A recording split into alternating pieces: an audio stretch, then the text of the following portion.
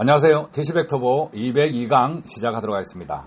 자동차 메이커에서 배기관을 잘 설계했다 그러면 개선할 것이 없을 것입니다. 그런데 개선할 부분이 남아있다 그러면 자동차 메이커 기술보다 뛰어넘는 기술이 나와야 되는 것입니다.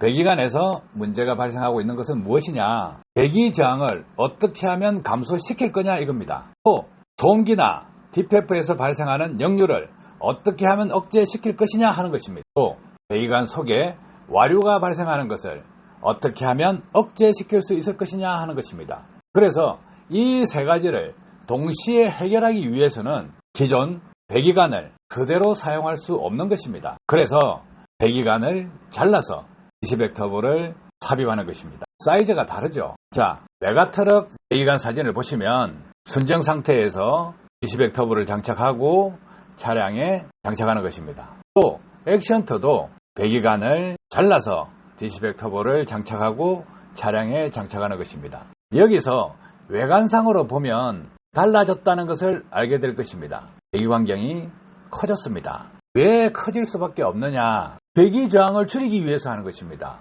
그러면 배기 저항을 줄이기 위해서 배기관을 잘라서 DC백터보를 용접해서 장착을 했는데 앞단과 뒷단을 보면 결국 순정 배기관이지 않느냐. 그래서 배기 저항을 줄이지 못하지 않느냐 할 수가 있습니다. 그런데요, 내부 구조는 배기 저항이 줄어들 수밖에 없다. 왜 그러느냐? 배기관에는 역류가 발생하고 있고 맥동이 발생하고 있기 때문입니다. 이 역류 에너지를 활용하기 때문에 배기 저항을 줄이는 것입니다. 배기 저항을 줄이기 위해서는 반드시 역류를 억제하는 항목이 들어가야 됩니다. 자, 와류는 좋지 않습니다. 왼쪽 사진을 보시면 자동차 메이커에서도 차량 뒤쪽에서 발생하는 와류로 인해서 저항이 생긴다. 이 문제를 개선하기 위해서 디자인을 합니다. 대형 화물차의 뒤쪽에 보트테일이 있죠. 이렇게 보트테일을 설치해 두는 것은 무엇이냐 하면 와류를 감소시키기 위해서 하는 것입니다. 저항을 줄이는 거죠. 그래서 연료를 4% 정도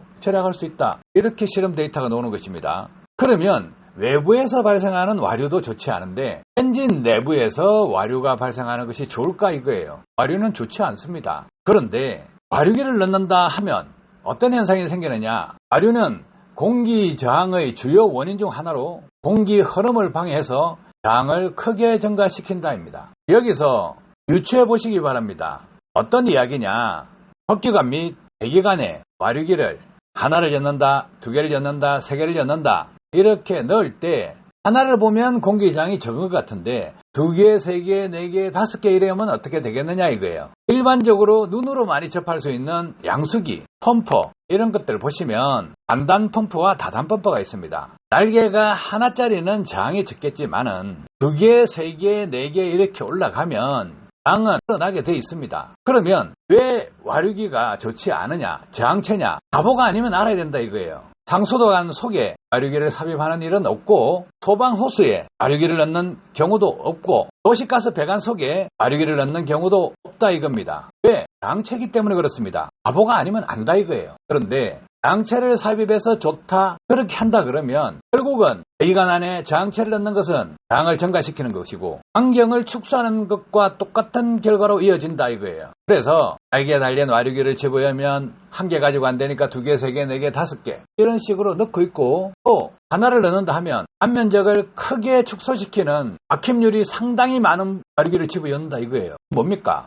자동차 메이커에서는 흡기관, 배기관 환경을 설계할 때 부하가 많이 걸리는 조건에 필요한 환경과 부하가 적게 걸릴 때 필요한 환경 다르겠죠. 그런데 많이 걸리든 작게 걸리든 그 중간 지점을 기준으로 해서 환경을 설계를 합니다. 가변을 하면 좋겠죠. 그런데 배기관을 가변을 할 수 있습니까? DPF가 부착된 차량에 가변을 할 수 있냐 이거예요. 휘발유 차량 같은 경우는 소음기 전단에 우회로 배기관을 만들어 놓고 거기에서 가변 밸브를 하고 부하가 많이 걸릴 때는 가변 밸브를 열어주고 부하가 적게 걸릴 때는 가변 밸브를 닫아준다 이렇게 되죠. 그런데 디젤 차량, 화물 차량에 가변 밸브를 달 수 있습니까? 달지 못하죠. 그래서 이 배기관에 대해서 설계를 할 때 자동차 메이커에서는 평균값을 기준으로 설계를 한다. 그러면 장치를 안에다가 집어넣으면 배기관을 축소시킨 효과가 나오니까 부하가 적게 걸리는 조건에 운전을 할 때는 덕이 됩니다. 그래서 와류기를 장착하신 분들은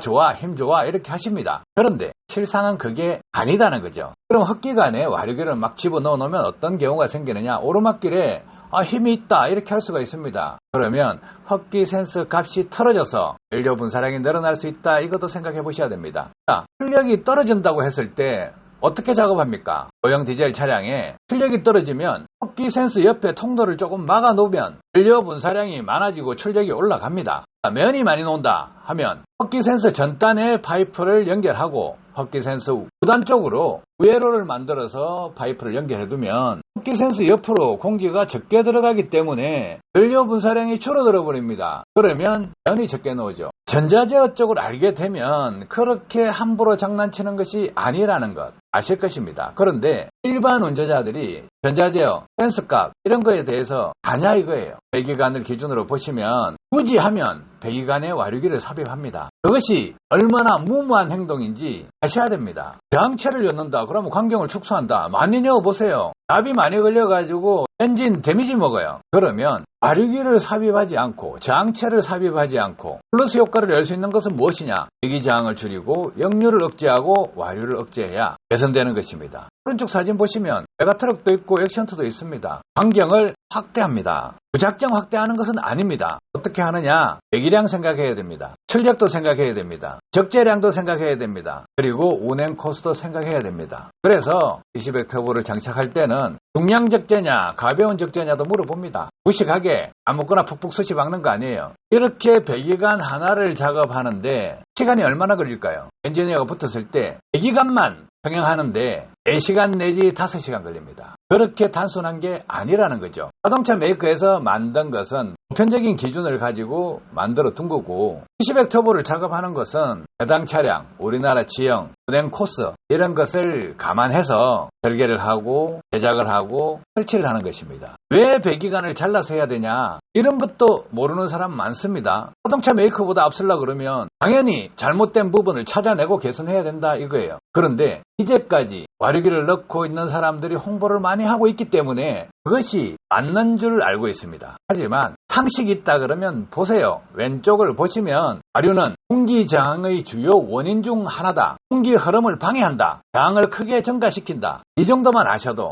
무지한 선택은 하지 않을 것이다. 자동차 메이커 기술을 뛰어넘지 못하면 이렇게 배기관을 성형하는 작업을 할 수가 없습니다. 알아야죠. 그런데 아직까지도 배기관에 와류기를 처박아 넣는 사람들이 있다 이거예요. 생각을 한번 해보시기 바랍니다. 와류기를 집어넣으면 배기저항이 증가합니다. 와류기를 넣으면 와류가 더 많이 발생하고 저항이 증가합니다. 그래서 그들만의 알잔치에서 호불호가 있다는 겁니다. 호불호는 부작용입니다. 어떤 사람은 좋다, 어떤 사람은 좋지 않다. 장착하는 사람 있고 떼는 사람 있다 그러면 그것은 부작용이 있기 때문에 플러스 효과만 나오는 것이 아니기 때문에 마이너스 효과가 나오기 때문에 서로 상쇄돼서 효과 없다. 어떤 사람 효과 있다. 어떤 사람 더 나빠졌다. 이렇게 하는 거예요. 아셨죠? 도움 되셨기를 바랍니다. 감사합니다.